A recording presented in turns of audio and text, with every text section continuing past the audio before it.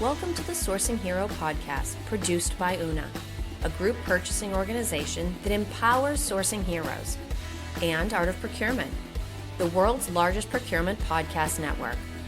I'm your host, Kelly Barner. The goal of the Sourcing Hero podcast is to capture the epic stories of people who are rising up and beating the odds to create exceptional value within procurement, directly from those heroes themselves. Today, my guest here on the Sourcing Hero podcast is Celia SGAR. Celia is the co-founder of VendorScore IT, a solution based on the premise that procurement can and should improve the way they manage supplier relationships and performance. So, hi, Celia. Thank you so much for being with me today. Hello, Kelly. I'm so happy, and thank you for having me in this podcast. Absolutely. Now, I shared just a little bit about what you do in my intro, but what else do you find that it's helpful or interesting for people to know about your professional background?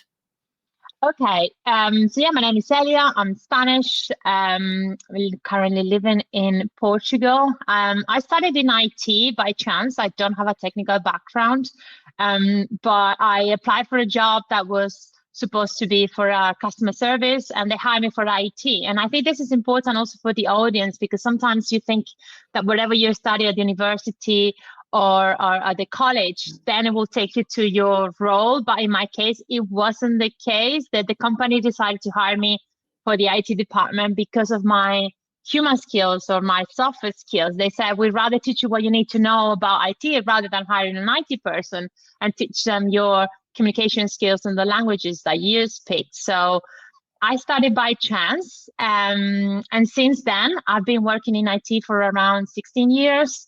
I started working for this consulting company for a supplier, where I moved from different departments, from application support to project management to account management. I even did some months in India because my IT team was offshore to India, so I stayed there and worked on the transition from Spain to India. And then I moved to the client side, where I work for big corporations like PepsiCo, Nestle, Zurich Insurance, and now Danone. So I think the good thing about my profile is that I worked both on the supplier and on a business side. And my current role as a vendor manager, I think it's a key to act as a bridge between suppliers and customers. So this is what I've been doing since the last 3 years. I have my consulting company called Vendor Manager Hub, and I, as you mentioned, I co-founded a tool called VendorScore IT in order to help businesses to automate the performance scorecard process and improve the supply relationship. Now, it's interesting with your background as an IT practitioner, and I definitely get you didn't intend to end up in the field, and yet you still found yourself managing a lot of supplier relationships, even from roles outside of what we would traditionally think of as procurement. What were some of the challenges that you faced in those practitioner side roles? For me, the key challenge that I saw from the beginning is the lack of a structure SRM process, or vendor management process. Yes, everyone is talking about SRM, but how many companies are really applying this? Based on my experience, procurement are creating and selecting the vendors, selecting the best suppliers, managing the deals, signing the contract. But once the contract is signed, they basically give it to the business, and it's like, okay, you call me whenever there is a problem. So it's more this reactive approach rather than reactive. So at the end, we start jumping in when the issue is too late or it is too costly. So that is one of the reasons also why I started to created a supply relationship management framework, in order to ensure that every business has at least a standardized way to measure the performance of your key suppliers and manage the relationship. And then at the same time, it would be like it's like a wheel. You start with the sourcing, then you govern your supply, you perform the assessment, you manage the relationship, and then you feed all the information from the performance to the contract negotiation. So the procurement teams will have more tools and more data to actually back up and get better deals for the upcoming contract. So I think my main challenge was the lack of a proactive approach. And but I see that more and more companies are more at least aware of how important is SRM. But it's part of my mission to evangelize vendor management and ensure that companies are focusing on these activities post contract signature and not just until the contract is signed, let's say. Well, I think it's so important that you talk about being proactive, because it does seem like it sells SRM short to have your SRM program be, hey, call me when something goes wrong. Because the whole goal is to partner with these suppliers to figure out what value everybody can create together, as opposed to just guarding against what can go wrong. But I imagine that didn't just prevent the company from realizing total maximum value. It also probably affected the suppliers. How did you find that kind of non-proactive, hands-off, just let me know if something goes wrong kind of approach on the part of the business affected the suppliers that were genuinely trying to partner with them?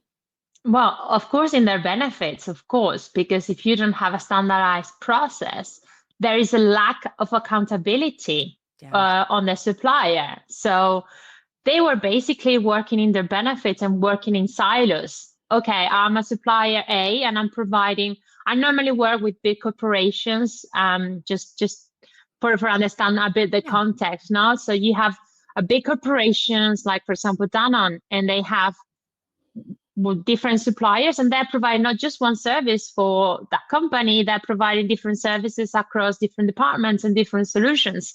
The suppliers normally, what they were trying to do is they manage the relationship in silos. If I'm Microsoft and I'm providing a service to the infrastructure team, I'm just having my meetings with the infrastructure team, or I'm having my meetings with the cybersecurity team. But how about having a meeting like a quarterly business review where I can provide an holistic view on how well Microsoft is providing services across all different regions and departments, and that will increase the accountability, but also it actually improve the quality of the services, because when you have data, you can back up those decisions and say, guys, yeah, you maybe be doing super good in this infrastructure project, but this other cybersecurity project is equal as important and you're not doing the right thing. So it's like providing the top management with the tools to get an holistic view on how well or bad the vendor is doing across all the different solutions. So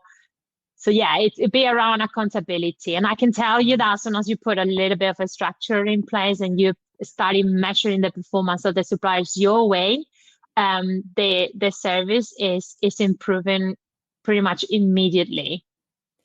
Which is so interesting, because I agree with you that everybody these days is talking about SRM, but not that many companies or procurement teams are actively managing it as well as they could.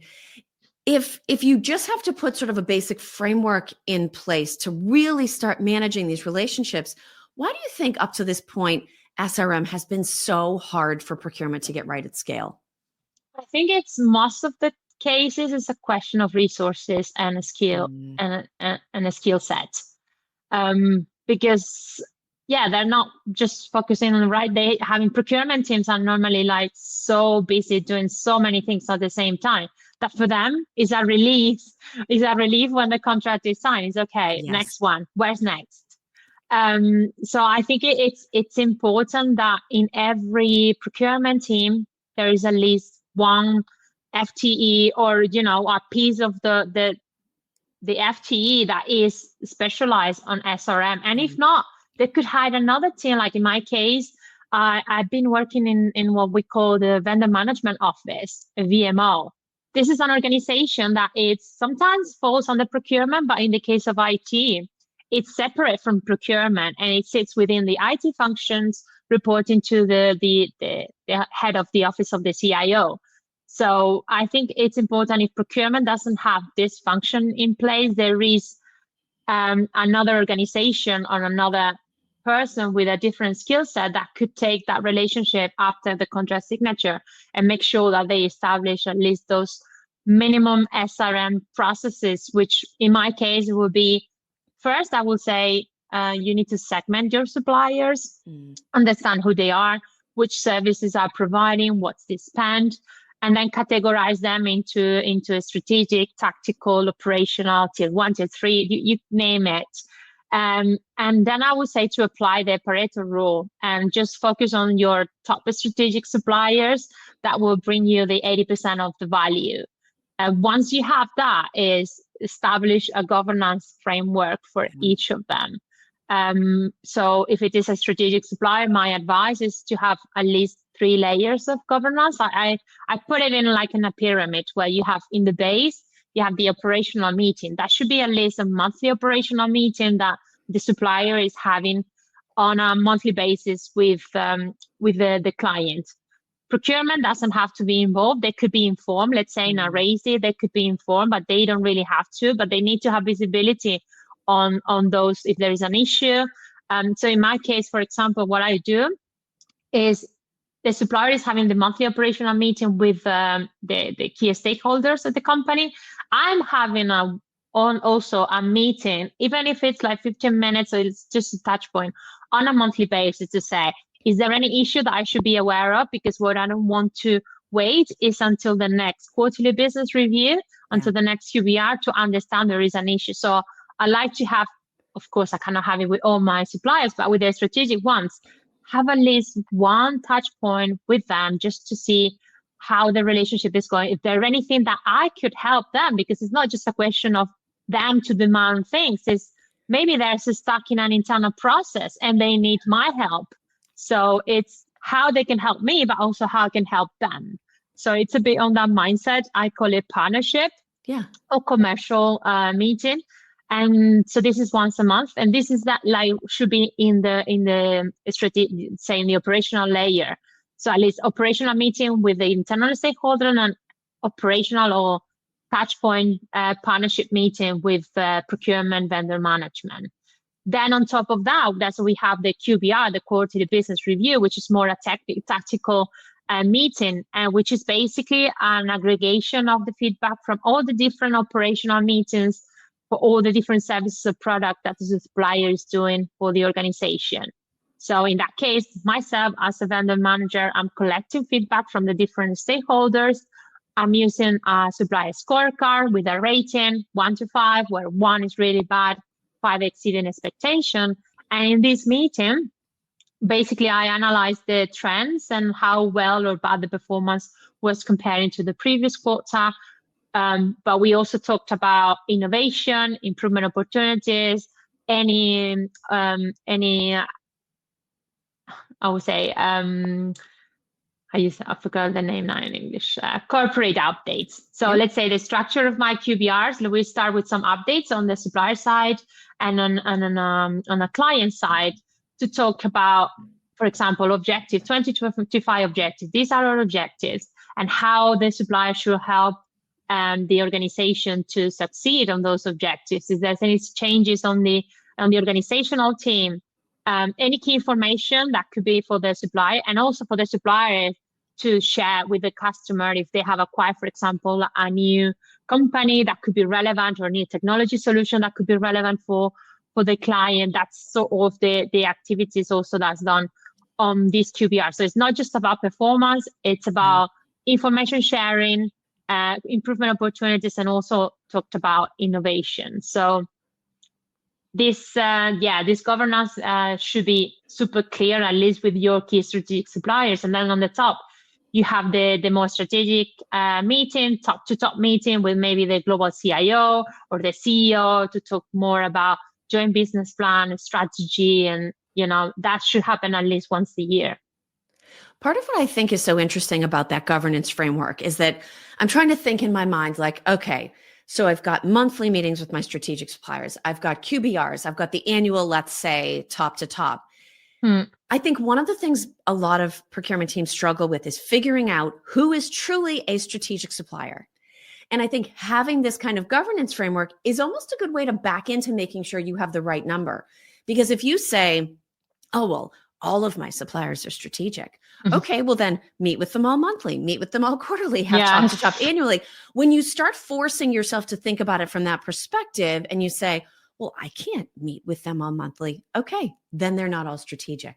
So it doesn't necessarily give you the number, but it tells you that you probably need to be a little bit harder on yourself about who you're considering strategic. Do you have any advice around what a company should look for in a supplier to say, yes, that is truly a strategic supplier for us? For me, the important is that they looked also holistically, especially if it's a big company, not just because a supplier that is a strategic for one department could not be for another. So we're talking about procurement and strategic sourcing. Then I think it's important that they sit down, not just procurement team, but they sit down maybe with finance and with the business or with IT, and they together jointly set up what are the criteria that they're going to look in order to say that a supplier is strategic or not. For me, one important thing is, of course, is the spend, but not the only thing. There could be some suppliers that the spend is very little, but the impact into the P&L, it's critical. So it's also the criticality to the business. If they are also managing are very important. Like even some of the suppliers for marketing, for example, they may not be a huge spend, but if the tool solution it's down, then it's a direct impact on the sales. So they should be maybe categorized as well as a strategic. For me, the two key areas, and we can talk about more details, but we'll say spend and criticality to the business. Then you could add ability to switch, in terms of technology, the supplier risk, whether it's more stable or not. But yeah, I think it's a joint exercise that should be not done exclusively by procurement, but we should involve other teams like finance, IT, or even the business. And it should be revised on a yearly basis as well, because 1 year, one key supplier is a tier 2, it can become a tier 1 or downgrade to tier 3. So it's a living exercise that should be done at least once a year. And that acknowledgement that finance, IT, operations might have different roles to play in different supplier relationship or performance meetings, I think that's important too, because you had talked about the fact that sometimes maybe there's an FTE in procurement that manages this part of the process. Maybe it's part of an FTE, but maybe procurement's not even at the meeting. And so I think it's interesting to think about it in terms of, yes, procurement has not always effectively operationalized SRM at scale, but this isn't just a procurement responsibility. It is truly something that has to be done sort of arm in arm with the business. I do want to ask, when you think about the person, whether they're in procurement or not, what sorts of skills, qualities, personality traits do you tend to see in somebody that is going to be an effective supplier relationship manager? Okay, for me, let's say, apart from some technical skills, but as I mentioned in my case as well, I did have like 0 hard skills when I started. I learned it all in the job. And so I wouldn't be the one advocating for getting a certification on this and that. For me, I think it's important if you have it, of course, because theory, then it's important to understand the theory, but it's more important to actually get it into practice and learn it on the job. For me, the keys are more like the soft skills, so the human skills, as I like to call it. So for me, an important, like an effective vendor manager should have, most important for me is communication. And communication is just not just have an effective communication in order to understand and to adapt your message to your audience, but also to practice active listening and understand what the other person needs.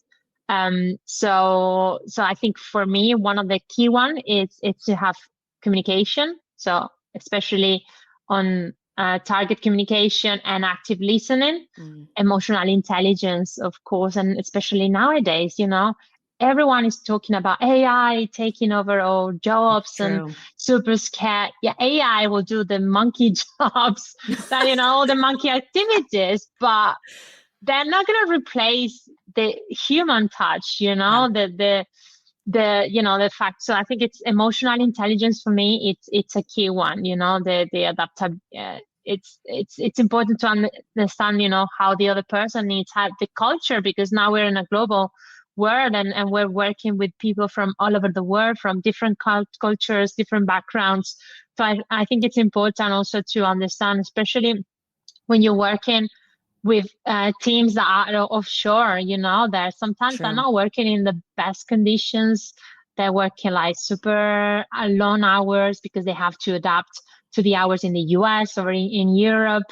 And so I think it's important. It's very important to have communication, emotional intelligence, but also I would say the third one should be adaptability and flexibility, because it's a changing world as well. Agreed. And I think it's important to adapt to the different, the changes that are happening, and to understand as well that sometimes you can't control everything, but you can control the way you react to things. So I think this could be like the key. No, I think skills. so too. And there's clearly a huge opportunity both for companies to realize added value by getting these SRM programs functioning at scale, and even downside risk that we can guard against by having these programs with the multiple levels of governance as appropriate in place. Now, Celia, we have a tradition here at the Sourcing Hero podcast, so I want to bring you in on this. I'm going to give you 2 questions. You can answer whichever one you like, and I still have not heard a wrong answer. So anything that comes to mind is of value. Here are your choices. What does the idea of a sourcing hero mean to you? Or what do you think heroism looks like in a business context? Okay. I'll go, they're pretty similar, I guess, I would say, but I'll go with the sourcing hero. So I guess for me, the sourcing hero is someone that challenges the status quo, that doesn't just go with the process, but they are someone who just doesn't, or a vendor manager that just signed the contract and they forget about it. They actually ensure that the supplier delivers the real value and they manage the performance. Because I think it's important to just not just follow the process and have this mindset of challenging the status quo, but also to have this curiosity, that to learn new things, to understand what other companies are doing in different sectors, and be able to leverage those best practices as well into your organization. So I would say, someone that is challenging the status quo, but also have this curiosity mindset to learn new things, to listen into podcasts, and to understand and train themselves on best practices that they can apply also to their organizations.